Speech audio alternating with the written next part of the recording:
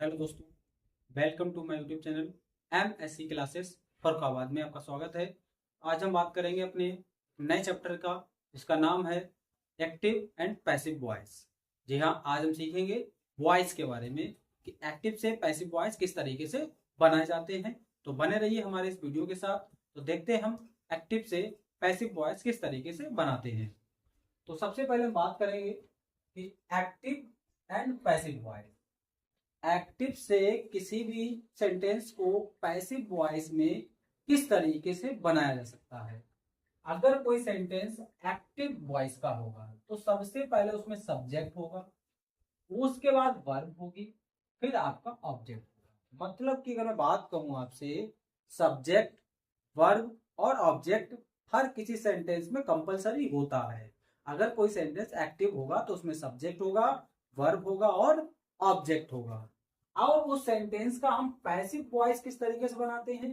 Passive voice बनाने के लिए हम लोग सबसे पहले ऑब्जेक्ट को लिखते हैं, उसके बाद हम लोग हेल्पिंग वर्ब लिखते हैं जो इसकी चेंज हेल्पिंग वर्ब होती है।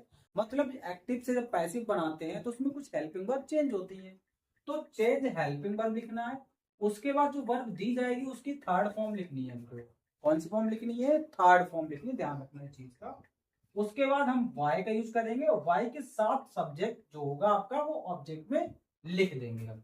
इस तरीके से हम अपने एक्टिव सेंटेंस को पैसिव वॉइस में चेंज करते हैं। जैसे कुछ नियम है, मैं बात करता हूं। अगर सब्जेक्ट में कोई भी प्रोनाउन का वर्ड दिया जाए तो उसका वाई के साथ ऑब्जेक्ट क्या होगा। उसके बाद अगर कोई ऑब्जेक्ट में प्रोनाउन के वर्ड दिए गए हैं तो उसका सब्जेक्ट में क्या होगा।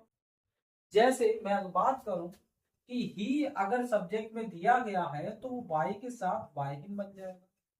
सी दिया गया है तो वाई के साथ वाई हर बन जाएगा। इट अगर दिया गया है तो वाई के साथ इट हो जाएगा।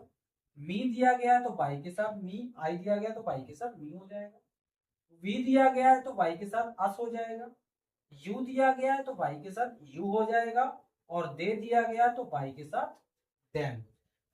इस तरीके से हम सब्जेक्ट का ऑब्जेक्ट में बदलेंगे यदि कोई भी प्रोनाउन का वर्ड दिया गया है तो। अगर ऑब्जेक्ट में कोई वर्ड लिखा हुआ प्रोनाउन का, जैसे ही लिखा है तो हिम लिखा है तो उसका सब्जेक्ट में ही कर देंगे। हर लिखा है सब्जेक्ट में शी कर देंगे। उसके इट लिखा है सब्जेक्ट में इट कर देंगे। मी लिखा है तो सब्जेक्ट में आई। अस लिखा है तो वी। यू लिखा है तो यू रहेगा सब्जेक्ट में। देम लिखा है तो दे सब्जेक्ट में हो जाएगा। इस तरीके से कुछ प्रोनाउन के हम लोग सब्जेक्ट का ऑब्जेक्ट और ऑब्जेक्ट का सब्जेक्ट करते हैं। तो हम देखते हैं कि हमारे जो टेंस होते हैं 12 टेंस होते हैं। अगर मैं बात करूं 12 टेंस की, जैसे पहला हो गया हमारा, पहला क्या है? Present indefinite. दूसरा प्रेजेंट कॉन्टिन्यूअस। तीसरा प्रेजेंट परफेक्ट। चौथा प्रेजेंट परफेक्ट कॉन्टिन्यूअस। पांचवा आपका आ जाता है पास्ट इंडेफिनिट। छठा पास्ट कॉन्टिन्यूअस। सातवां past perfect sentence, past perfect tense. आठवां आठवां आपका हो जाता है पास्ट परफेक्ट कॉन्टिन्यूअस। नवा आपका हो जाता है फ्यूचर इंडेफिनिट। 10वां फ्यूचर कंटिन्यूअस। 11वां फ्यूचर परफेक्ट टेंस और 12वां फ्यूचर परफेक्ट कंटिन्यूअस टेंस। इस तरीके से ये 12 टेंस हमारे होते हैं और हमारे मॉडल्स होते हैं, कुछ स्पेशल सेंटेंस होते हैं। तो हम बिल्कुल बारीकी से एक एक करके सभी सेंटेंस की एक्टिव से पैसिव वॉइस सीखेंगे। तो सबसे पहले हम बात करते हैं अपने फर्स्ट सेंटेंस की, जिसका नाम है प्रेजेंट इंडेफिनिट टेंस। तो प्रेजेंट इंडेफिनिट टेंस की हम लोग एक्टिव से पैसिव वॉइस किस तरीके से बनाते हैं, तो आइए देखते हैं। तो प्रेजेंट इंडेफिनिट टेंस सबसे फर्स्ट नंबर का दिया गया है हमें, प्रेजेंट इंडेफिनिट टेंस। सबसे पहले बात करते हैं कि प्रेजेंट इंडेफिनिट टेंस में कौन सी हेल्पिंग वर्ब लगती है, क्या हेल्पिंग वर्ब होती है, क्या वर्ब होती है। तो देखते हैं। अगर कोई भी सब्जेक्ट होगा, अगर वो प्लूरल सब्जेक्ट है तो उसके साथ सिर्फ वर्ब की फर्स्ट फॉर्म लगेगी सिंपल सेंटेंस में। अगर आपका सब्जेक्ट अगर आपका सिंगुलर है तो आपका क्या लग जाएगा? वर्ब की फर्स्ट फॉर्म ऐसे इस लगा देंगे। उसके बाद हेल्पिंग वर्ब के रूप में डू और डज का यूज करेंगे। हेल्पिंग वर्ब में किसका यूज होता है? डू और डज का। अगर ये सेंटेंस में है तो हम पहचाने की सेंटेंस प्रेजेंट इंडेफिनिट में है। और हम देखते हैं कि इनकी जब पैसिव बनती है तो पैसिव किस तरीके से बनाते हैं। तो जब पैसिव वॉइस बनाते हैं तो हम लोग क्या लिखते हैं, जरा ध्यान से देखिए। आपको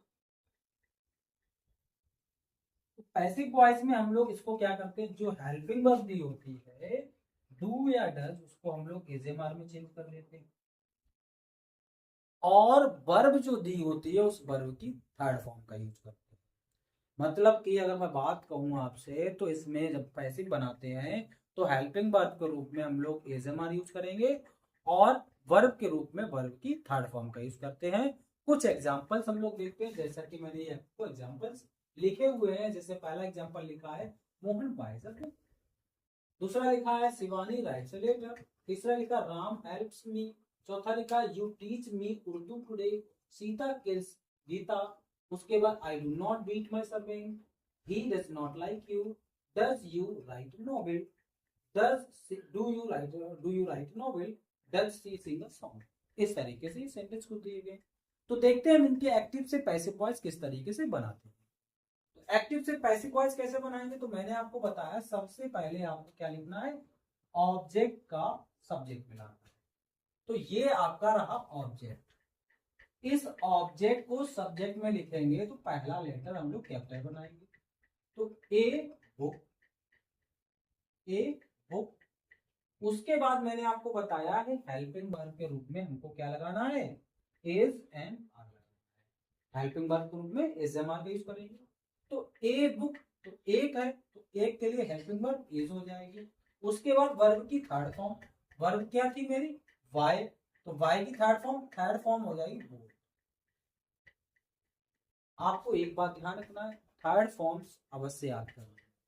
बगैर थर्ड फॉर्म के आप एक्टिव से पैसिव वॉइस बना नहीं पाएंगे, क्योंकि जितने भी सेंटेंस होते हैं उनमें सभी में थर्ड फॉर्म लगानी होती है एक्टिव से पैसिव वॉइस बनाने के लिए।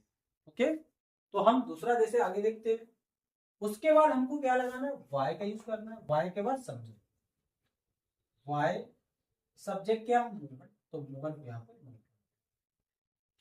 इस तरीके से हम लोग क्या करेंगे, एक्टिव से पैसिव वॉइस बनाएंगे। दूसरा देखते हैं, जैसे शिवानी राइट्स अ लेटर, तो a letter is helping verb, और राइट की थर्ड फॉर्म रिटन। उसके बाद वाई शिवानी, इस तरीके से। दूसरा राम हेल्प्स मी, अब देखो मी लिख गया ऑब्जेक्ट में। मैंने आपको बताया था अगर ऑब्जेक्ट में मी दिया गया है तो उसका सब्जेक्ट क्या होगा, आई। तो यहाँ पे क्या आ जाएगा, आई। अब आई के लिए एज एम आर में से क्या लगाएंगे, एम। हेल्प की थर्ड फॉर्म हेल्प, और बाय राम। इस तरीके से बनाएंगे। दूसरा देखते हैं, you teaches me Urdu today. अब इस सेंटेंस में वर्ब के बाद एक ऑब्जेक्ट जे है और एक ऑब्जेक्ट जे है, यानी कि दो दो ऑब्जेक्ट है। तो आप या तो इस ऑब्जेक्ट से बना दें या इस ऑब्जेक्ट से बना दें, दोनों ऑब्जेक्ट से बना सकते हैं। तो हम आपको क्या बता रहे हैं, मी से बनाना। तो मी का सब्जेक्ट क्या हो जाएगा, आई, और आई के लिए हम लोग क्या लगाएंगे, एम। उसके बाद टीच की थर्ड फॉर्म टाट, और जो ऑब्जेक्ट दिया गया है ध्यान रखना, अदर वर्ड को हमें पहले वर्ब के बाद लिखना। अगर टाइम दिया गया है तो टाइम को सबसे लास्ट में लिखना। तो ये हो जाएगा टाट उर्दू, टाट उर्दू। उसके बाद हम लोग लिखेंगे वाई, सब्जेक्ट यू का यू हो जाएगा। क्यों, अभी मैंने आपको बताया था यू का वाई के साथ क्या होता है, यू होता है। अब क्या रहेगा, समय, समय के लिए क्या लगाएंगे, टुडे। इस तरीके से नेक्स्ट, सीता किल्स गीता, और गीता, गीता के लिए इज, किल की थर्ड फॉर्म किल। उसके बाद वाई सीता। इस तरीके से सेंटेंस को बनाना। नेक्स्ट देखते हैं, अब डू नॉट डज नॉट आ गया, तो कुछ नहीं करना है, हेल्पिंग वर्ब दे दी इस बार। तो हम क्या करेंगे, इज एम आर के बाद नॉट। तो सबसे पहले I do not beat my servant, तो माई सर्वेंट ऑब्जेक्ट तो बन जाएगा हमारा यहाँ पे माई सर्वेंट। अब सर्वेंट एक है तो इसके लिए इज, बीट की थर्ड फॉर्म। लेकिन उससे पहले हमें क्या ध्यान रखना है, डू नॉट, नॉट साथ दिया तो इज नॉट। बीट की थर्ड फॉर्म बीटेन। उसके बाद वाई, वाई का अभी मैंने क्या बताया, आई का ऑब्जेक्ट क्या हो जाता है वाई के साथ, मी, वाई। इस तरीके से इसका बनाएंगे। दूसरा देखते हैं हम लोग, ही डज नॉट लाइक यू, तो यू ऑब्जेक्ट आपका हो गया, तो यू सबसे पहले यू, और यू के लिए हम लोग क्या लगाएंगे, आर, और डज नॉट लिखा है तो नॉट का यूज कर देंगे इसमें। लाइक की थर्ड फॉर्म, वर्ब, वर्ब की थर्ड फॉर्म लाइक, और बाय मैंने क्या होता है, ही का, जब ही होता है तो बाय के साथ क्या हो जाता है, बाय हिम, इस तरीके से। दूसरा, do you right a novel, अब देखो डू सबसे पहले लिखा है, तो जब डू सबसे पहले लिखा होता है तो हम लोग इजेमार को भी सबसे पहले लिखते हैं। मतलब कि अगर डू डज सबसे पहले लिखा है तो इजेमार को सबसे पहले लिखेंगे। अगर डू डज हमारा सब्जेक्ट के बाद लिखा है तो इजेमार को भी सब्जेक्ट से बाद लिखेंगे हम लोग। जहां पे डू डज लिखा है उसी के अनुसार हम लोग उसका इजेमार। तो इस सेंटेंस को कैसे बनाएंगे, सबसे पहले आ जाएगा आपका इजेमार, किसके अनुसार, ऑब्जेक्ट के अनुसार। तो आ नोवेल के अनुसार आ जाएगा यहाँ पे इज, क्या आ जाएगा, इज। इसके बाद ए नोवेल, इज नोवेल, उसके बाद राइट की थर्ड फॉर्म रिटिंग, उसके बाद वाई लगाना, ऑब्जेक्ट क्या, यू का ऑब्जेक्ट, और जैसे क्वेश्चन मार्क लगा ऐसे नीचे दिया दे। दूसरा देखते हैं, does she sing a song, अब डज शुरुआत में है तो हमें इज मार्क को शुरुआत, तो ए सॉन्ग के लिए क्या आएगा शुरू में, इज ए सॉन्ग। अब वर्ब की थर्ड फॉर्म सन, सिंग की सन फॉर्म, थर्ड फॉर्म सन, उसके बाद बाय हर्ड। इस तरीके से हम इंट्रोगेटिव सेकंड फर्स्ट टाइप को बनाते हैं। अब इंट्रोगेटिव सेकंड टाइप को देखते हैं, किस तरीके से सेकंड टाइप के सेंटेंस को बनाएंगे। तो बने रहिए साथ में हमारे, इंट्रोगेटिव सेकंड टाइप के सेंटेंस को किस तरीके से बनाते हैं। अब देखते हैं हम अपने इंट्रोगेटिव सेंटेंस को किस तरीके से एक्टिव से पैसिव वॉइस में बनाएंगे। तो देखते हैं, सबसे पहले बात करते हैं कि इंट्रोगेटिव सेंटेंस किस किस प्रकार में, किस कौन कौन से वर्ड इंट्रोगेटिव होते हैं। जैसे what, who, why, when, which, where, why, ये क्या है, इंट्रोगेटिव वर्ड है। इससे हम ये पहचानेंगे कि ये हमारे सेंटेंस इंट्रोगेटिव सेंटेंस होते हैं। और इन इंट्रोगेटिव सेंटेंस की हमें एक्टिव वॉइस से पैसिव वॉइस बनानी है, और हर किसी सेंटेंस की अलग अलग तरीके से एक्टिव से पैसिव वॉइस बनाते हैं। जैसे हम बात करते हैं कि हु सेंटेंस की एक्टिव से पैसिव वॉइस कैसे बनेगी, तो सबसे पहले बात करेंगे किसका, कि सेंटेंस को एक्टिव से पैसिव वॉइस कैसे बनाते हैं। जैसे देखिए लिखा हुआ है व्हाट, तो पैसिव वॉइस बनाना है हमें।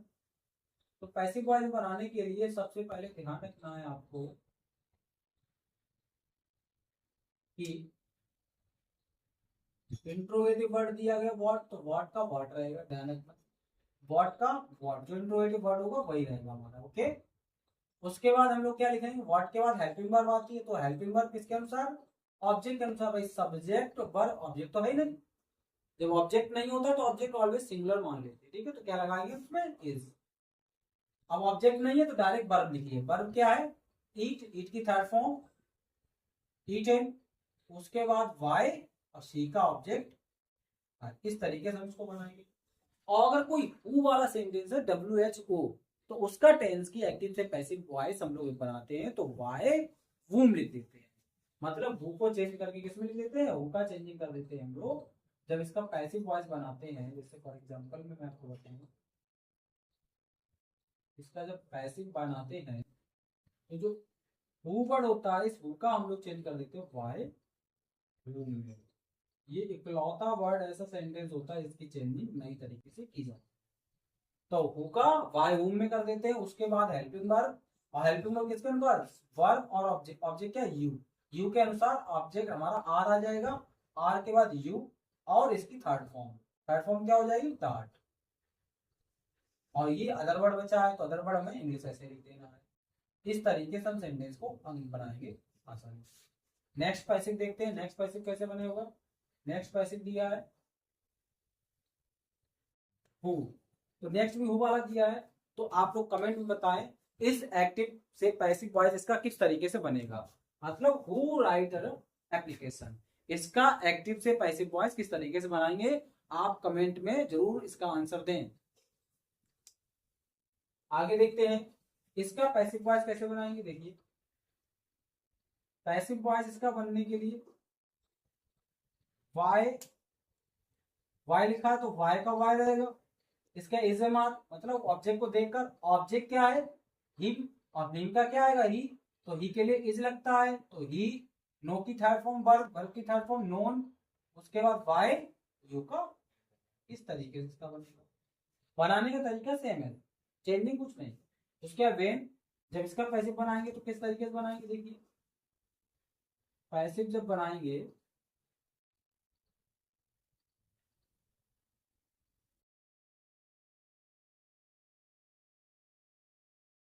जब इसका पैसिव बनाएंगे तो किस तरीके से बनाएंगे देखते हैं।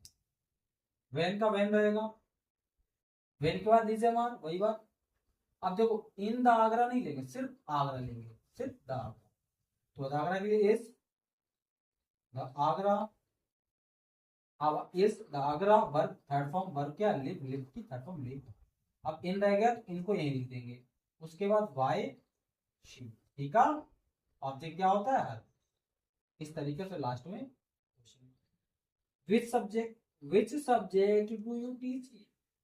तो इसको अगर पैसिव बनाएंगे तो पैसिव बनाने के लिए विच, विच के बाद सब्जेक्ट एसडिक सब्जेक्ट लिख देंगे, विच सब्जेक्ट। अब इसके बाद हेल्पिंग वर्ब क्या आएगी इज अ। अब इसमें देखो हेल्पिंग वर्ब क्या लगाएंगे इज, उसके बाद टॉट, इसकी टॉट वाई यू का यू। इस तरीके से इसका एक्टिव से पैसिव वॉइस बनेगा। दूसरा देखते हैं वेयर, वेयर के बाद इज एम आर मतलब दियर वर्क के लिए इज दियर वर्क। उसके बाद कंप्लीटेड की थर्ड फॉर्म, कंप्लीट की थर्ड फॉर्म कंप्लीटेड। उसके बाद वाई देखा देन। इस तरीके से सेंटेंस बनाएंगे। लास्ट देखते हो वाई डू डस, तो इज एम आर ही के लिए इज, ही इज वर्ब की थर्ड फॉर्म कॉल्ड वाई। इस तरीके से हम लोग एक्टिव से पैसिव वॉइस इसका बनाते हैं। इंट्रोगेटिव सेंटेंस का एक्टिव वॉइस बनाने का थोड़ा चेंजिंग अलग होता है। हु वाले सेंटेंस का एक्टिव से पैसिव वॉइस अलग तरीके से बनता है। उसके बाद हम लोग बात करते हैं और जैसे विच सब्जेक्ट जैसे दिया गया है या मेड वाला या व्हाट वाला दिया, कुछ सेंटेंस थोड़ा डिफरेंटली बनते हैं एक्टिव से पैसिव वॉइस में, तो उनका आपको अच्छे सीखना है। और उसके बाद बाकी सब सेम है, एक्टिव से पैसिव वॉइस बनाते हैं हम लोग। तो प्रेजेंट इंडेफिनिट सेंटेंस का एक्टिव से पैसिव वॉइस इस तरीके से हम लोग बनाते हैं। आई होप आपको ये वीडियो बहुत अच्छी लगी होगी और आपको एक्टिव से पैसिव वॉइस बनाना प्रेजेंट का अच्छे से समझ में आ गया होगा। तो अगर आपको वीडियो हमारी अच्छी लगी हो तो चैनल को सब्सक्राइब करें, वीडियो को लाइक करें और अपने प्यारे से दोस्तों के साथ इस वीडियो को शेयर अवश्य करना करें, जिससे उनको टाइम टू टाइम अपडेट मिलती रहे। और बने रहिए हमारे चैनल के साथ। नेक्स्ट क्लास आपको बहुत जल्द प्रोवाइड होने वाली है नेक्स्ट डे। धन्यवाद।